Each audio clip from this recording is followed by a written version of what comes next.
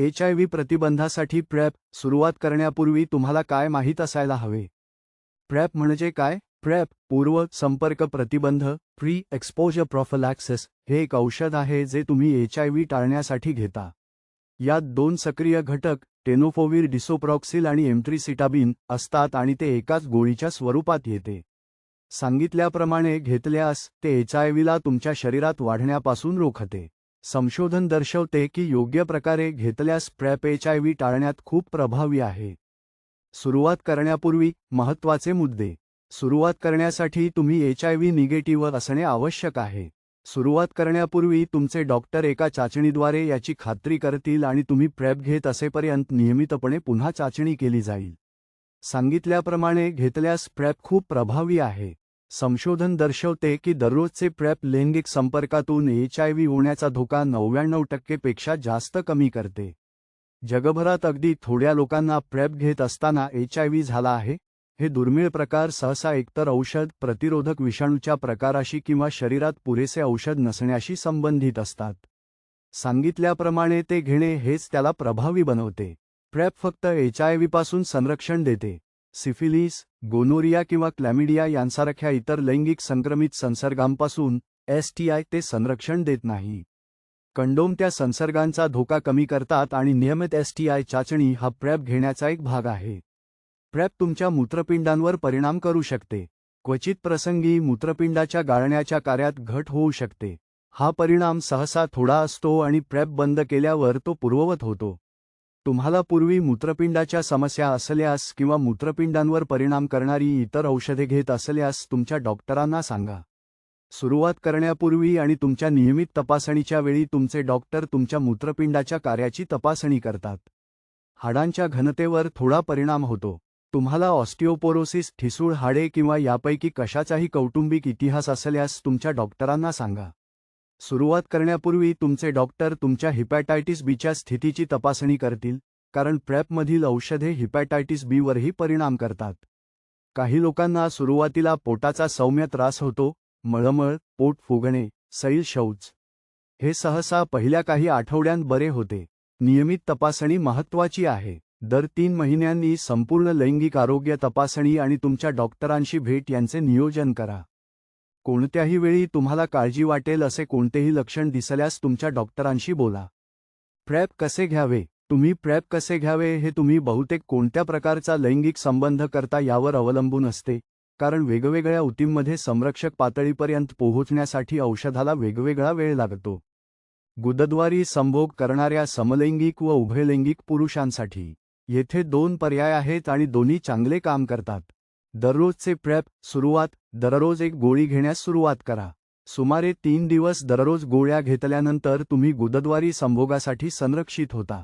तुम्हाला त्याहून लवकर संरक्षण हवे असल्यास तुमचा अगदी पहिला डोस म्हणून 2 गोळ्या एकत्र घेऊ शकता, ज्यामुळे सुमारे 2 तासांत संरक्षक पातळी गाठली जाते. त्यानंतर दररोज एक गोळी घेणे सुरू ठेवा. सुरू ठेवणे. दररोज एक गोळी घ्या. ती दररोज त्याच वेळी घ्यावी असे आवश्यक नाही, पण ठरलेली वेळ ठेवल्याने लक्षात ठेवणे सोपे होते. थांबवणे. तुमच्या शेवटच्या गुदद्वारी संभोगानंतर प्रेप घेणे सुरू ठेवा. 24 तासांनंतर एक गोळी आणि 48 तासांनंतर एक गोळी.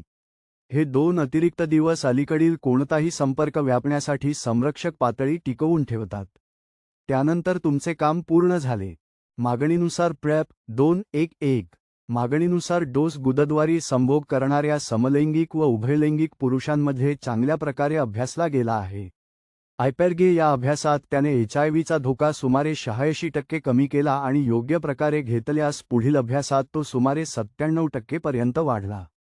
2 गोळ्या एकत्र. संभोगाच्या 2 ते 24 तास आधी एक गोळी. त्या पहिल्या दुहेरी डोसनंतर 24 तासांनी एक गोळी. त्यानंतर 24 तासांनी. लोडिंग डोसनंतर 48 तासांनी.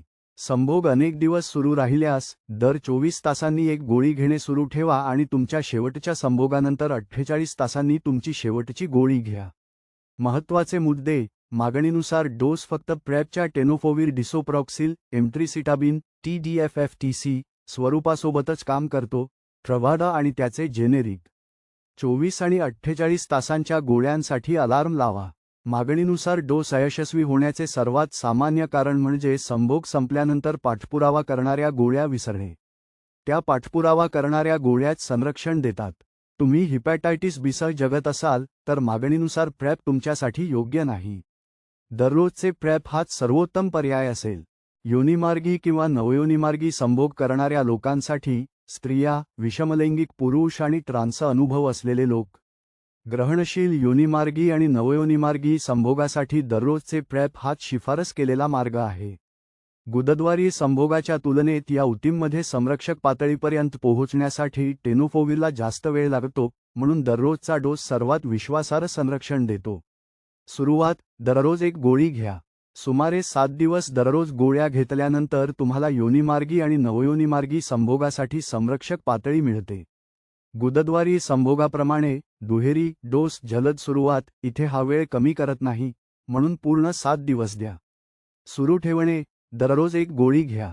थांबवणे: तुमच्या शेवटच्या जोखमीच्या संबंधानंतर 28 दिवस दररोज एक गोळी घेणे सुरू ठेवा. हा जास्त लांबीचा कालावधी अलीकडील कोणताही संपर्क व्यापण्यासाठी संरक्षक पातळी टिकवून ठेवतो. गर्भधारणा आणि गर्भनिरोधक: तुम्ही गर्भवती होऊ शकत असाल आणि कंडोमशिवाय संभोग करत असाल तर लक्षात ठेवा की तुम्ही गर्भवती होऊ शकता. तुम्ही गर्भधारणेचा प्रयत्न करत नसाल तर गर्भनिरोधकाचा विचार करा. प्रेपचे TDFFTC स्वरूप गर्भधारणेचा प्रयत्न करताना, गर्भधारणेदरम्यान आणि स्तनपानादरम्यान सुरू ठेवण्यास योग्य मानले जाते आणि सध्याची मार्गदर्शक तत्त्वे कुटुंब सुरू करण्यात त्याला अडथळा मानत नाहीत. तुम्ही गर्भवती असाल, गर्भधारणेचे नियोजन करत असाल किंवा स्तनपान करत असाल तर तुमच्या डॉक्टरांना सांगा. घटना आधारित डोस: तुमच्या डॉक्टरांशी चर्चा करण्याचा एक नवीन पर्याय. या गटासाठी दररोजचे प्रेप हा प्रमाणित शिफारस केलेला पर्याय आहे. नवीन आंतरराष्ट्रीय मार्गदर्शक तत्त्वे BASHH UK 2025 ग्रहणशील योनिमार्गी किंवा नवयोनिमार्गी संभोग करणाऱ्या काही लोकांसाठी घटना आधारित डोसलाही समर्थन देतात. हे अजून सर्वत्र प्रमाणित नाही, म्हणून स्वतःहून सुरुवात करण्याऐवजी तुमच्या डॉक्टरांशी ते मांडा आणि नियोजन करा. तुम्ही ग्रहणशील पॅसिव्ह जोडीदार असाल तर समर्थित वेळापत्रक 2 नंतर 7 आहे. संभोगाच्या 2 ते 24 तास आधी 2 गोळ्या, त्यानंतर तुमच्या शेवटच्या संभोगानंतर 7 दिवस दररोज एक गोळी. तुम्ही प्रवेशक ॲक्टिव्ह जोडीदार असाल तर समर्थित वेळापत्रक 2-1-1 आहे. घटना आधारित डोस फक्त TDFFTC स्वरूपासोबतच काम करतो.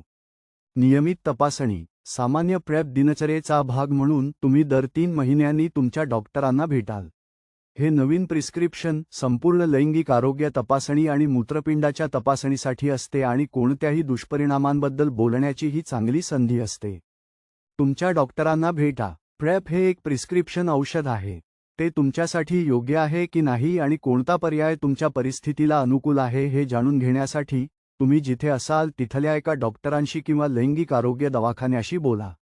तुम्हाला काळजी वाटेल असे कोणतेही लक्षण दिसल्यास, संरक्षण नसताना तुम्ही HIVच्या संपर्कात आला असाल असे तुम्हाला वाटत असल्यास, किंवा तुमच्या 3 महिन्यांच्या तपासणीची वेळ आली असल्यास भेटीचे नियोजन करा. ही माहिती सर्वसाधारण स्वरूपाची आहे आणि वैयक्तिक वैद्यकीय सल्ल्याचा पर्याय नाही. प्रेप हे एक प्रिस्क्रिप्शन औषध आहे. ते तुमच्यासाठी योग्य आहे की नाही याबद्दल तुमच्या डॉक्टरांशी बोला. Doctor George Forgan Smith, GP.